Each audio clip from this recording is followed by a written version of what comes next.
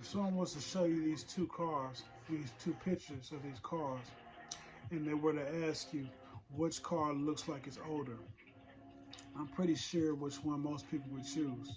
They would choose the one that looks more damaged, the one that has the most damage on it. And this could actually be the wrong answer because you don't know by what the car looks like how old it is.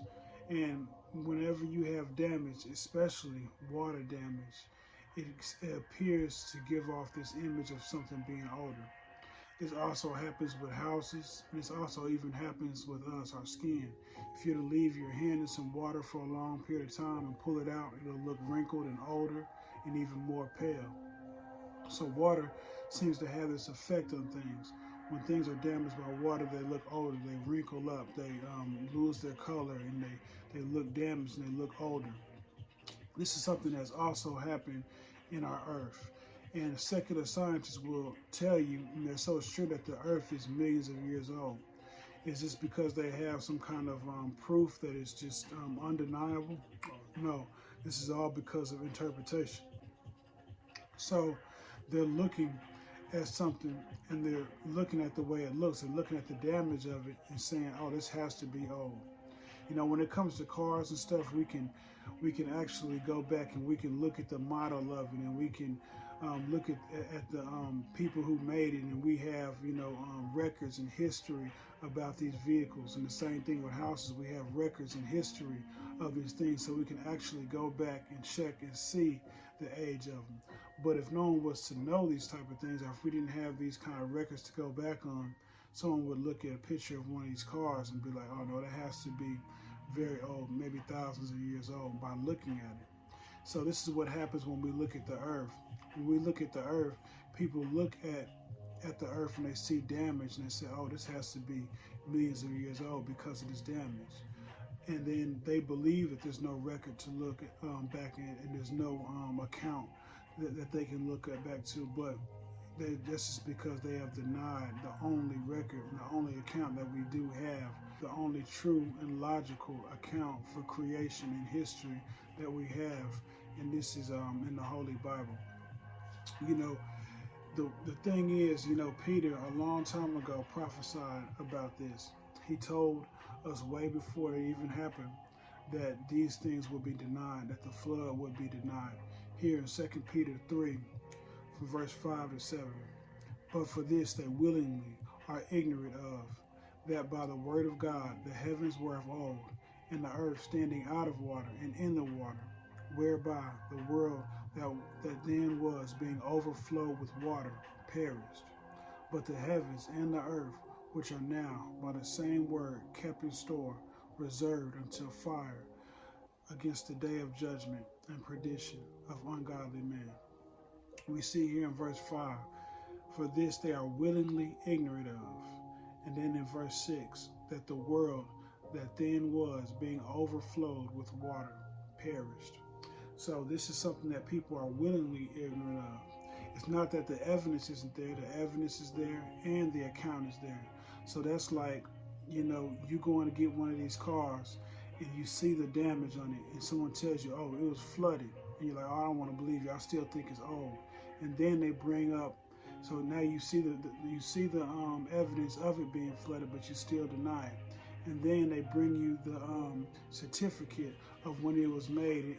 They tell you about the people that created the car and when they lived and how many people built it, and you still want to deny it. But no, it's all a fairy tale.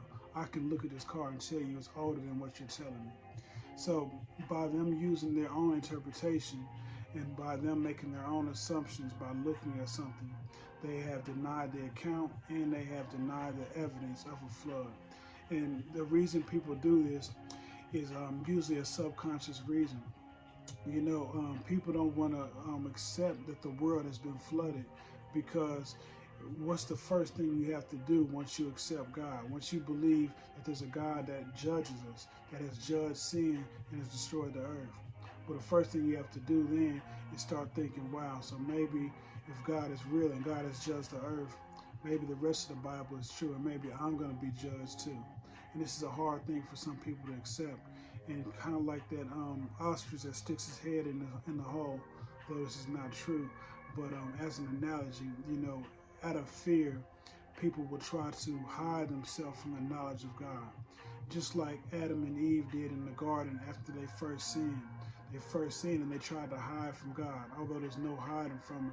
And deep down, we should notice, we should understand this, but, our initial action to find out there's a holy and just God is to hide from him.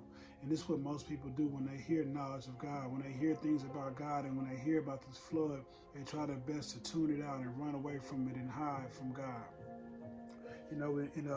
It's just not a smart thing to do, because we are going to have to face him one day. It's very important that we understand that the flood really happened. It's very important that we understand that there will be a second judgment where the whole world will stand in front of God, and we will be held accountable for our beliefs, because our beliefs are more of a choice than people think. There is no logical source of life without God. There's no logical way to say that life came about without a creator. We have DNA, we have thinking minds, we have design in the world. These things do not come by chance, and chance itself does not create things. Chance itself is nothing without things that are already created. So you have to have that initial burst of life. You have to have these initial things here for chance to even act upon them. And then we still have the problem of irreducible complexity, and that is, you can't have blood without veins. You can't have a heart without blood. You can't have, the sun without, plants. So these things are just all things that show that they were all created in the same week, and they had to be sustained. And there's really no way around it. So what's the answer? The answer is not what most people think. Most people think the answer is to start living a better life, start trying to be a better person. That is not the answer. Everyone thinks it's something they can do. Everyone thinks it's about them and them earning their way to heaven, and that's not it. The answer is turning to Jesus. If we don't turn to Jesus Christ and understand that he's the one that saved us, we will always think that we can do something. We will always think that our actions are what saves us. And if we think this, then that means we are denying and we have not put our faith into Jesus Christ. Putting your faith in Jesus means really taking in and understanding that his death on the cross is what saved you and not what you do. As a bonus for believing this, and after believing this, is one of the reactions that you will have will be the changing of your character. When someone is doing something good for you and they're always doing it for you and you don't deserve it, what tends to grow in people's heart is a love for that person. And once you genuinely love Christ for what he's done for you, then these actions will come automatically. You will start being more loving towards God and more loving towards other people. Not out of fear, not out of necessity, but you'll do it because you see that, wow, you've already done the work, Lord. You've already died for me. You have already given me this gift of everlasting life without me doing anything. And this is what brings forth genuine actions of love, because you're doing it not because you need to, not because you're scared, but you're doing it because you love God and because he loves you first. And once you do it this way, it will bring forth genuine actions of love, and you will also become a disciple of Christ. You will want to win more souls over because you know the goodness of God.